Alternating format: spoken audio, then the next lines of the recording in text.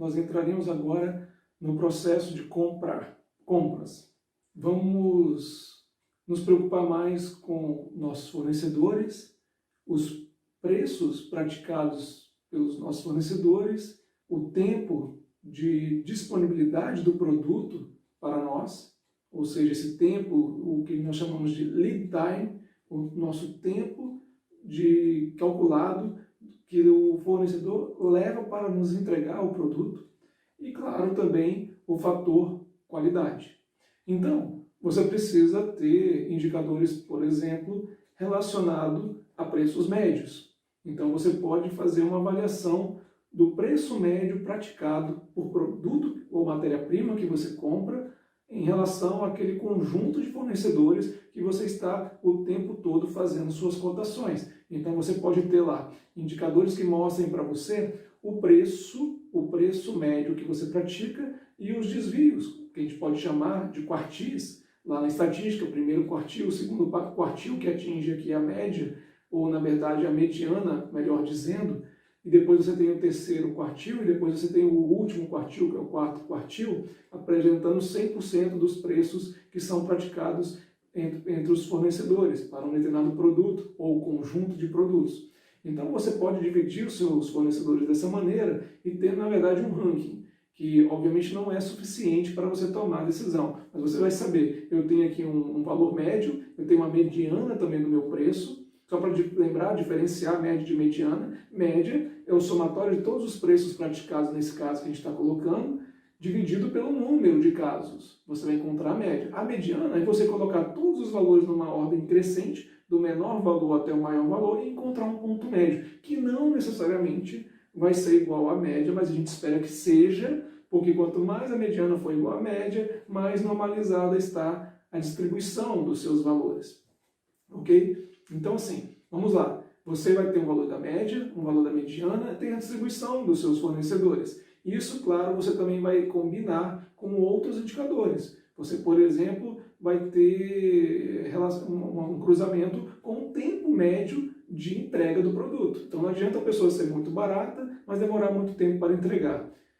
Às vezes, o fornecedor mais caro, ele tem uma vantagem de repente entregar num tempo ideal para você. Então você vai cruzar as suas distribuições de quartis dos fornecedores por preço, também com a sua distribuição de quartis em relação ao fator tempo, lead time, prazo de entrega. Então isso pode lhe dar uma combinação melhor de quais são os seus melhores fornecedores.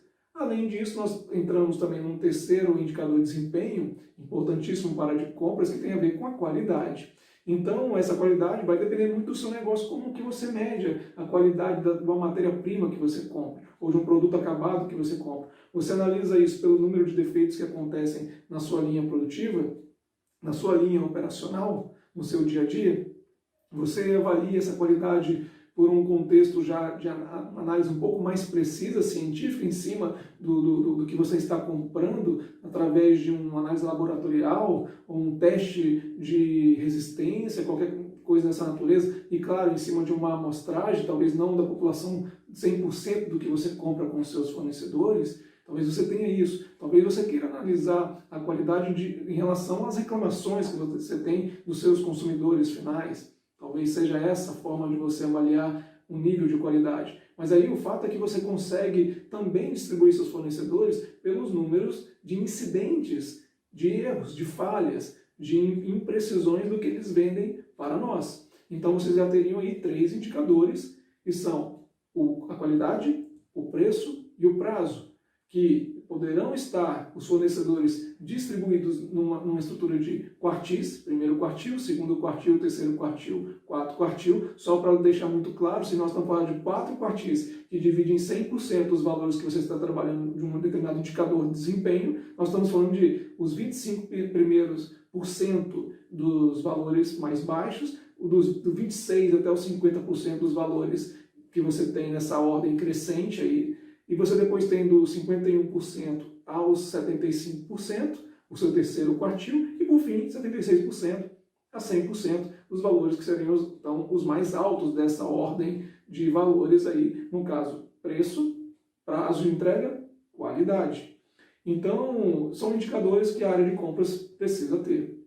É claro que, em se tratando de compras, se você faz um trabalho bem combinado com a área de estoque, aí já entrando na parte de estoque, você também vai poder fazer gerenciar dentro do setor de compras, ou do processo de compras, ou comprar produtos acabados, comprar matérias-primas, você pode inserir ali o contexto do estoque e gerenciar os saldos, o estoque mínimo, os limites mínimos de estoque que você tem que ter, que geram os alertas, os disparos de necessidade de compras. Então, você tem que ter indicadores também relacionados a qual é o nível de estoque que você tem nesse exato momento de alguma coisa comparado com o que você deveria ter. Então, se você já está falando dos seus produtos acabados em prateleiras, qual que é o estoque mínimo que você tem que ter nas suas prateleiras para garantir que você esteja sempre em pleno atendimento ao seu mercado consumidor. Então, como é que você faz essa análise? Muito simples. Você tem que olhar para o seu estoque e pensar que o nível necessário para disparar uma nova compra, uma nova reposição, tem a ver com a média que compram de você, o seu cliente final.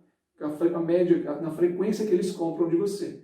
Que você vai saber, então, de quanto em quanto o seu estoque vai diminuindo. Esse diminuindo é a venda. Você também sabe que quando você solicitar uma compra para o seu fornecedor leva um tempo para te entregar.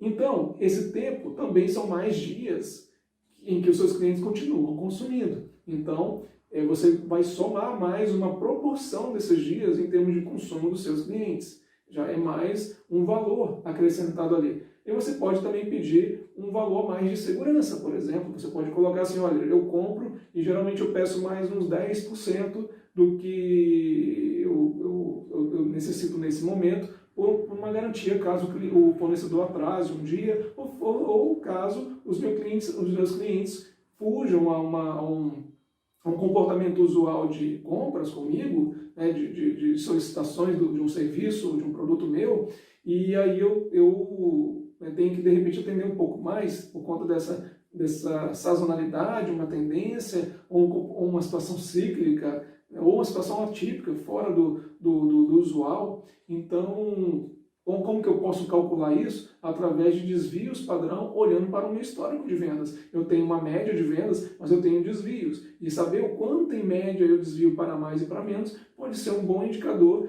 quando eu for fazer minhas compras aos meus fornecedores. Olha, me compre mais 10%, porque em média eu sei que eu posso desviar 10% para mais ou para menos, por segurança eu compro mais 10%. Se eu perceber que em um dado momento eu vou estar com um estoque acima do necessário, eu já freio as compras nos próximos meses. Aí já é outro limite, nós não estaríamos falando mais de estoque mínimo, mas nós estaríamos falando de limite máximo que o seu estoque tem que estar mantendo de produtos ali, porque senão você entra num cenário de risco, de custos elevados de estoque na empresa, frente à demanda usual que você tenha.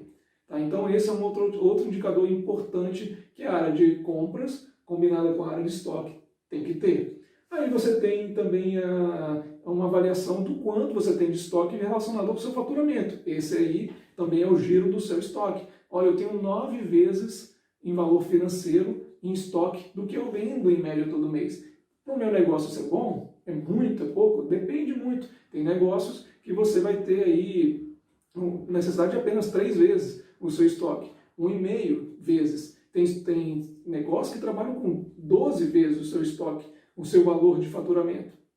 Mas é um bom indicador para você saber quando você está com um estoque em excesso. Falando agora sobre a parte operacional, produção ou atendimento ao cliente efetivamente. A execução do serviço ou a produção do produto que você comercializa.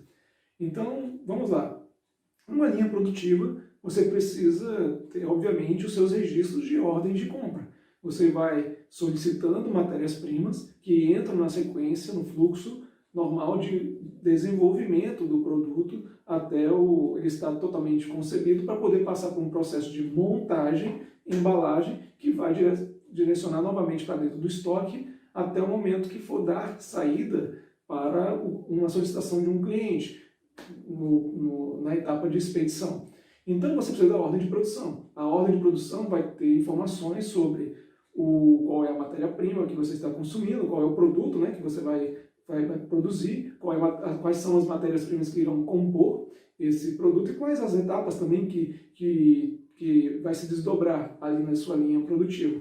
Você vai marcar os tempos e os consumos dessas matérias-primas e, obviamente, também registrar as perdas que você vai tendo ao longo do seu processo. Só por conta desses dados, você já consegue mensurar, dimensionar desempenhos de diversas maneiras. Primeiramente, o tempo médio de execução das ordens de produção, do início até a sua finalização. Pode ser com esse cálculo de tempo médio por grupos de produtos, ou independente de produtos. Pode ser também por uma questão de tempo envolvido, assim, a cada 7 dias, quanto eu estou gastando em média de tempo de execução de todo o meu processo industrial. Você também vai ter as medidas de desempenho sobre o quanto de tempo está sendo solicitado de cada etapa da sua linha produtiva. Então, uma coisa é você ter os tempos envolvidos na ordem de produção, os tempos médios para produzir alguma coisa. Outro ponto é o que eu estou consumindo de tempo, de etapas da minha linha produtiva, para saber quais são as etapas mais exigidas versus as menos exigidas. Qual que é o volume médio de produtos produzidos num determinado período de tempo? E quanto que é desse volume exigido em cada etapa também, em média. E lembrando, por isso da importância de todas as estatísticas básicas de dispersão, calcular a média, calcular a mediana, calcular desvio padrão, calcular os quartis. Você pode olhar para suas etapas e destrinchar dessa maneira, saber dentro de cada etapa qual é o tempo médio para executar alguma coisa naquela etapa, qual que é o volume médio que se executa dentro daquela etapa. E quais são as variações que acontecem também. Você também vai poder fazer a mensuração dos recursos humanos envolvidos, das pessoas envolvidas no processo. Quem são as pessoas que estão registradas ao longo dessa produção em cada uma das etapas? Quem são as pessoas que mais estão participando diretamente do processo produtivo? Quem está sendo mais rápido? Quem está sendo mais lento? Quem está gerando mais perdas de matérias-primas, porque também é uma informação a ser registrada, então também é outro indicador. Quais são os percentuais de perdas daquilo que é consumido em média dentro das minhas etapas produtivas e na produção como um todo. Então, se eu sei medir as perdas médias em cada etapa ou no processo inteiro, eu também sei quais são as pessoas que estão mais associadas às minhas perdas de consumo de matérias-primas ou de maior tempo de execução versus aquelas que têm um melhor desempenho de tempo e consumos. Então, dentro da sua linha produtiva, você vai poder fazer essas mensurações, desde, é claro, que você tenha os dados registrados na ordem de produção. Aí vamos falar também da linha de serviços. A linha de serviços também vai te dar esse tipo de estatística. Só que você não vai falar de ordem de produção, você vai falar de ordens de serviço. E nas ordens de serviço você tem qual o serviço que vai ser executado, quais são as etapas que têm que ser seguidas, quais são os tempos gastos nessas etapas. Você vai poder, tendo na ordem de serviço a identificação do profissional envolvido, se você tiver todas as ordens de serviço ao longo do mês, com seus respectivos profissionais destacados, a estatística pode se reverter para a visão funcionário. Quem é o funcionário mais produtivo em termos de tempo, quem é o funcionário que faz atividades mais complexas, porque você pode ter o destaque dessa informação dentro de uma ordem de serviço do que é mais complexo e o menos complexo. Então você pode ter também uma estatística sobre do serviço que você executa, dependendo que ele pode ser dividido em áreas geográficas ou por tipo de cliente. Então você vai poder saber também o quanto de tempo que você gasta ou o quanto é complexo de acordo com cada tipo de cliente que solicita a demanda para você. Você pode medir até os momentos de planejamento, de execução e de pós-execução, até o momento de faturar também o serviço. Então você pode medir quanto tempo que demora o preparo para executar um serviço específico. Então, do momento que a ordem de serviço foi aberta até o momento que ela efetivamente começou a ser executada, quanto tempo que eu estou levando em média. Então você também pode dimensionar isso. Você pode dimensionar o que está sendo consumido de recursos para a execução de serviço. Pode ser peças, pode ser algum tipo de componente que envolva a prestação de serviço. Um serviço de manutenção vai consumir materiais do tipo cola, fita adesiva, fiação. Então, quanto que se consome dentro de cada ordem de serviço e quem são os profissionais mais econômicos daqueles profissionais menos econômicos. Então, tendo esses dados registrados, você consegue, através desse volume de ordens de serviço abertas e finalizadas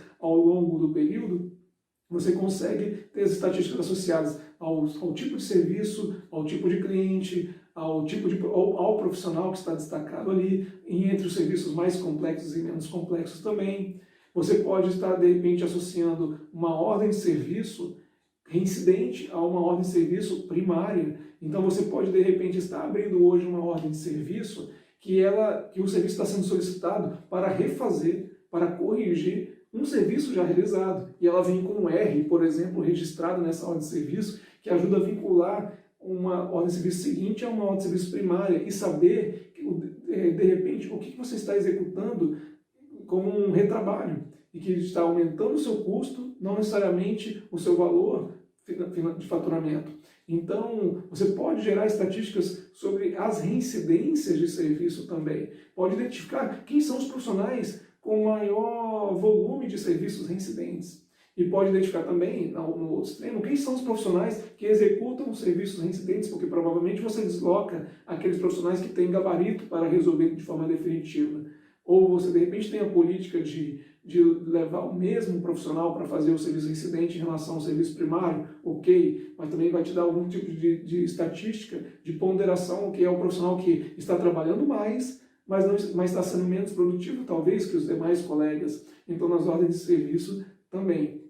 Então, você consegue trabalhar as estatísticas mais ou menos de forma muito parecida entre uma linha produtiva e uma linha de serviços. Tá? E, obviamente, desde que você tenha um sistema para computar, para registrar esses dados em banco de dados, que você vai conseguir gerar todas essas estatísticas, todas essas sintetizações que se transformarão em metas, em resultados mensuráveis contra metas, ou limites mínimos, ou seja, um orçamento estabelecido para você respeitar, e você vai ter alguns resumos em tabelas, em gráficos, que você possa visualmente perceber o quanto que você está dentro ou fora de um range de variações de desempenho também.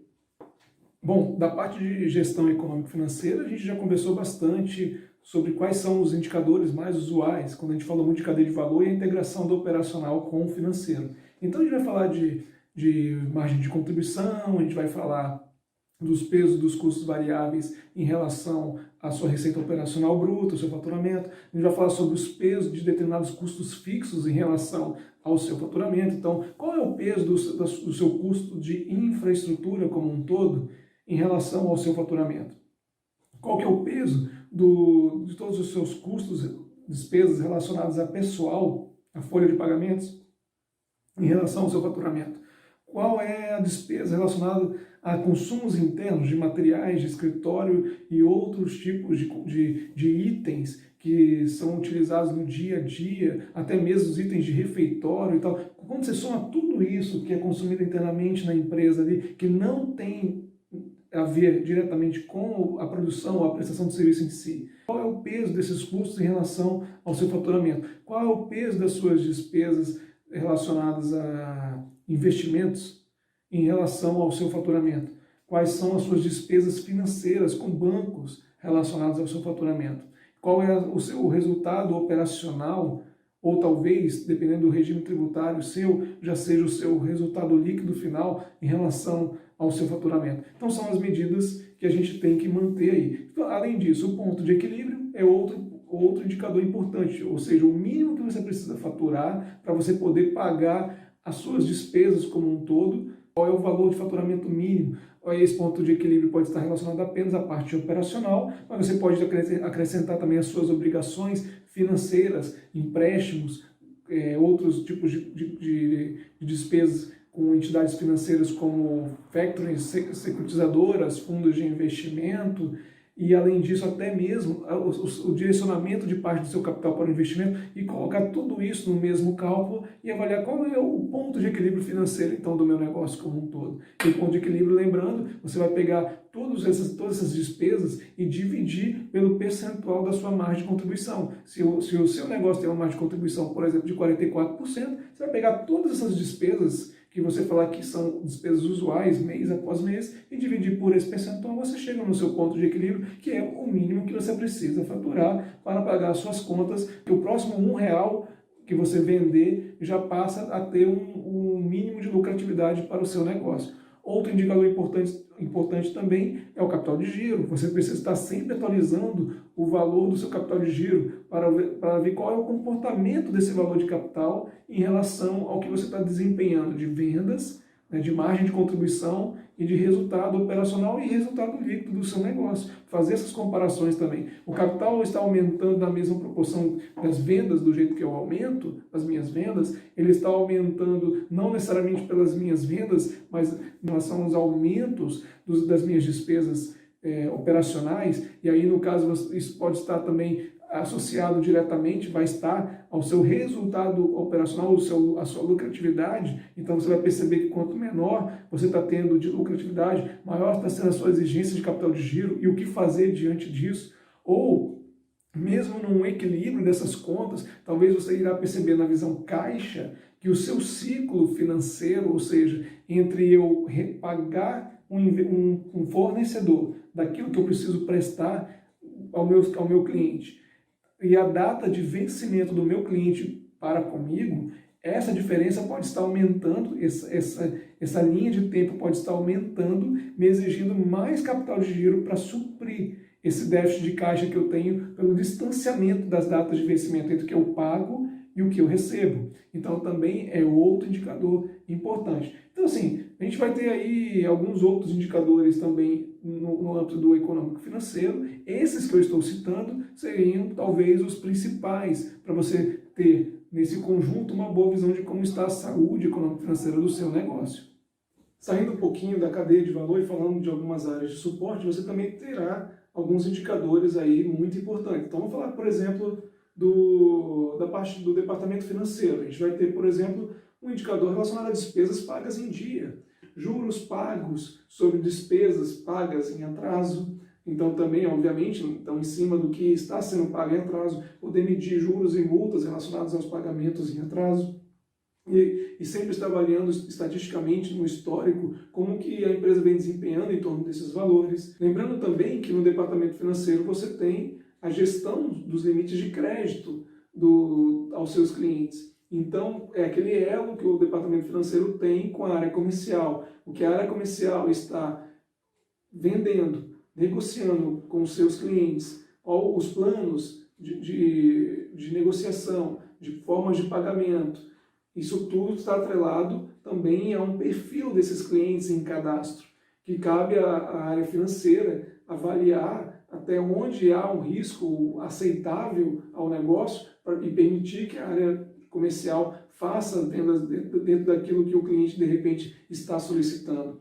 Então, poder medir a eficiência, a efetividade da área comercial nessas vendas dentro do que a área financeira estabelece como limite de crédito também é muito importante. Saber se estamos tendo maiores inadimplências em decorrência de maior flexibilidade desses limites de crédito e o inverso, quanto mais restrito a empresa aplicar essas regras, mais efetiva ela consegue ser para garantir menor inadimplência. Então, e o quanto que às vezes a limitação desses créditos possa estar afetando o desempenho de vendas, perdendo vendas por conta dessas restrições também, que são as vendas perdidas que precisam ser mensuradas. Quanto que nós estamos perdendo já nesse processo de sermos de repente inflexíveis e gerarmos esse impacto ao comercial. Outra área de retaguarda, fugindo à visão de cadeia de valor, é a gestão de recursos humanos. Então ali também nós teremos diversos indicadores de desempenho que poderíamos medir. Então vamos lá. A rotatividade profissional. A rotatividade profissional é um indicador muitíssimo importante. O absenteísmo também, que são os atrasos e faltas ao longo de um período específico que você estiver mensurando para poder sempre estar comparando ao mesmo padrão de tempo e as suas estatísticas serem válidas. Outro ponto também são os desligamentos em períodos de experiência. Qual é o meu volume, o meu percentual de desligamentos na empresa que acontecem dentro do período de experiência? E dentro desses desligamentos, quais são voluntários, ou seja, aqueles profissionais que estão naquele período eles desistem de continuar na empresa e quais são os involuntários. A empresa toma a decisão de não permanecer com esses profissionais. Obviamente isso já nos traduz muita coisa. Se nós temos alta incidência de pessoas que desistem do processo, ainda dentro do período de experiência, isso pode estar denotando um problema interno que eu tenho, uma visão a essas pessoas que a minha empresa talvez não seja tão atrativa. Quais os problemas que eu possa estar tendo que estejam afugentando esses profissionais? E no inverso, se eu estou eliminando muitos profissionais dentro de um processo ainda de período de experiência, será que eu não estou com uma avaliação errada durante esse processo? Será que eu não estou com uma falha de seleção desses profissionais, né, no processo de recrutamento e seleção? Então, todos esses detalhes nos ajudam a refletir e solicitar maiores investigações, criar planos de ação quando nós identificamos os erros de planejamento nosso ou de execução de alguma coisa, e aí depois medir novamente o desempenho e ver o quanto nós estamos melhorando nesses desempenhos específicos. Outro indicador importante, o tempo médio de fidelização profissional, o nosso tempo de vida útil do funcionário dentro da empresa. Quanto tempo, em média, os nossos profissionais permanecem conosco, fazem carreiras na nossa empresa, né? Outro indicador importante, o tempo médio do processo de recrutamento e seleção. Quanto tempo leva, em média, para nós executarmos o processo do início ao fim, desde a divulgação da vaga, ou um processo interno também de identificação de talentos, potenciais talentos para uma determinada posição de trabalho. Quanto tempo leva até efetivamente a pessoa estar contratada ou reposicionada num novo cargo, atuando a partir daquele momento em diante nessa nova função? Quanto tempo leva? Também é um indicador importante. O tempo médio da função operacional em aberto, aguardando contratação, ou seja, olha, o tempo médio que uma determinada função permanece em aberto, aguardando que nós concluamos todo o processo de identificação de um talento, contratação e início efetivo desse profissional. Quanto tempo que as vagas ficam em aberto durante um período usual, um período de tempo? Durante um ano, eu tive quantas vagas que tiveram que ser repostas e quanto tempo, em média, elas ficaram em aberto até conseguirem ser repostas. Outro indicador importante, qual é o volume de reuniões de feedback que os líderes fazem com os seus liderados? E quando eles fazem, para a gente ter uma noção clara do quanto é esse volume, essas reuniões precisam estar registradas em algum sistema que, obviamente, nos dê a condição estatística. Então, quantas reuniões de feedback são realizadas? Quantos planos de desenvolvimento individual, os PDIs, são criados, são monitorados e são concluídos ao longo de um intervalo de tempo? Eu tenho reuniões de feedback, eu tenho, então, por conta de avaliações de desempenho dos meus funcionários, e aí eu tenho planos de desenvolvimento individuais. Esses planos são voltados para que esses profissionais tratem dos seus gaps, das suas competências ainda a desenvolver melhor, para que no final de um período seja medido se houve uma melhora. Então, quantos planos de ação de desenvolvimento são implementados ao longo de um período e concluídos também ao longo de um período? Quantos profissionais que foram, por exemplo, promovidos depois de uma avaliação de desempenho, participaram de planos de desenvolvimento individual nos períodos recentes, no último ano, nos últimos 3 anos? Também são indicadores importantes para ver o quanto há de efetividade dos programas de desenvolvimento das competências pelo RH junto aos seus funcionários.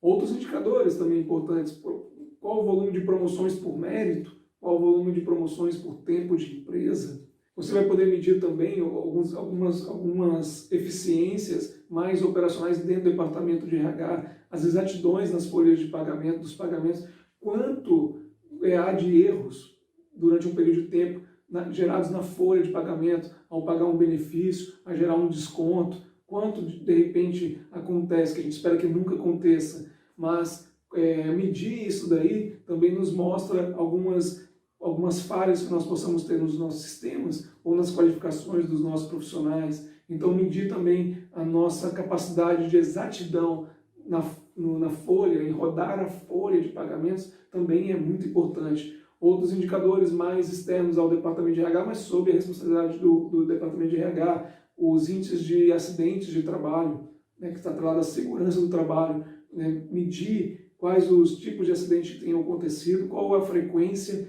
qual os impactos do acidente tem gerado e as soluções, quantas soluções foram aplicadas ao longo de um período, aí já é um projeto interno de melhoria contínua, quantos projetos de melhoria contínua, né, de evolução, de seguranças em torno do dia a dia profissional, também poder medir isso. Os treinamentos, quantos treinamentos on the job, ou seja, treinamentos que são feitos no local de trabalho, acompanhando num formato de operação assistida um funcionário em relação ao outro, um sênior em relação ao júnior, quantos treinamentos dessa natureza foram executados ao longo de um período de tempo dentro da sua empresa, também responsabilidade da gestão de RH. Então nós temos aí, né, uma variedade de indicadores que possam ser medidos também dentro de um departamento relacionado a um departamento de suporte, retaguarda, back-office, que não esteja exatamente na cadeia de valor, mas que tem tanta importância quanto as áreas, os departamentos de uma cadeia de valor. Aí, para finalizar sobre essa questão de indicadores de desempenho, eu acho que vale muito a pena a gente abordar também sobre a parte de tecnologia da informação para empresas que ou já têm um setor já estruturado ou empresas que estão em estruturação de um departamento de tecnologia da informação. Eu vou relacionar aqui, vou citando os principais indicadores. O primeiro, as solicitações de apoio dentro da empresa por conta de funcionalidades nos seus sistemas que estão inoperantes ou com falhas. Então você pode separar, eu tenho chamados internos por funcionalidades inoperantes, funcionalidades que estão com algum problema de execução. Eu posso estar também discriminando, detalhando, estratificando esses chamados por níveis de complexidade de solução, lembrando daquele conceito de incidentes e problemas, são chamados relacionados a incidentes, ou seja, sobre cenários que eu já sei como resolver, é só seguir um script já usual da minha equipe de TI frente a esses usuários internos, ou podem ser problemas que exigem mais investigações, porque são cenários não tão conhecidos, né, que eu preciso entrar mais adentro e entender detalhes até concluir sobre o que significa o problema relatado. Além disso, já saber pelos níveis de complexidade da solução, um nível 1, 2, 3, 4, 5, e tratar sobre tempos, prazos diferenciados. Além disso, você pode também fazer uma medida de desempenho em torno dos chamados, de quem da sua equipe de TI trata esses chamados de acordo com os níveis de complexidade também. Quem está tratando casos mais complexos dos menos complexos. Quem está ficando mais ocioso, quem está ficando mais sobrecarregado com os atendimentos de chamados. Outro também, chamados de usuários que estão sendo resolvidos dentro do prazo. Ou seja, a abertura de chamados e encerramento dentro do prazo estabelecido nesses SLAs, nesses limites de tempo, de condições de atendimento. Então, se você está, por exemplo, num atendimento do nível de complexidade 3, que exige 8 horas de solução, por exemplo, você atende em até 8 horas, essa estatística vai servir não apenas para você poder saber o que atende dentro do prazo ou fora do prazo, mas também saber se você, de repente, tem que começar a redimensionar esses limites de prazo. Às vezes você está atendendo, por exemplo, tem um prazo de até 8 horas e sempre soluciona em até 4 horas. Então, talvez o seu limite, o seu SLA, esteja superestimado e você vai rever isso. Então, ajuda também nesse sentido de você replanejar, reconsiderar as suas metas, os seus limites mínimos de atendimento ali. Outros indicadores, o desempenho dos processamentos que acontecem nos seus sistemas operacionais. Eu tenho que rodar o faturamento, eu tenho que rodar a atualização de saldos de estoque. Então, os processos internos do seu sistema operacional levam quanto tempo, em média, para executar? Então, medir isso internamente no ambiente de tecnologia da informação é importante para avaliar, por exemplo, se você está acima desse limite e deveria estar, de repente, fazendo algum tipo de investimento em infraestrutura computacional, se há algum problema no sistema em si, ou se as pessoas podem estar utilizando as suas funcionalidades do jeito errado e sobrecarregando o sistema de um jeito que não precisaria estar sobrecarregando. Então, fazer essas medidas também de desempenhos dos tempos de processamento, das performances de processamento dos seus sistemas, também te leva a esses detalhes de entender o que pode ser um erro operacional, de procedimentos de trabalho, o que pode ser uma limitação dos seus sistemas e o que pode ser também uma limitação que está por trás, que segura os seus sistemas, a sua infraestrutura de bancos de dados, dos relacionamentos de tabelas internamente aos seus sistemas. E outro desempenho também em relação a estar ou não disponível essas funcionalidades. Eu tenho medidas de desempenho que me mostram em quantos por cento eu estou mantendo os meus sistemas operantes para o meu público interno, também é outro tipo de mensuração de desempenho. E por fim, o indicador de desempenho sobre o armazenamento, o quanto que você está utilizando dos espaços eletrônicos, né, que na verdade nós chamamos também de espaços físicos, mas na verdade é a capacidade de armazenamento de dados nas suas repartições, podem ser nas pastas de um servidor, onde você gera o arquivamento de documentos gerenciais dos setores, mas pode também ser da capacidade de armazenamento do seu próprio banco de dados. E é necessário talvez de você reparticionar esses espaços físicos, talvez de rever as estruturas de armazenamento, talvez simplificar os dados, fazer backups, deletar durante um intervalo de tempo dados que não são úteis para a gestão.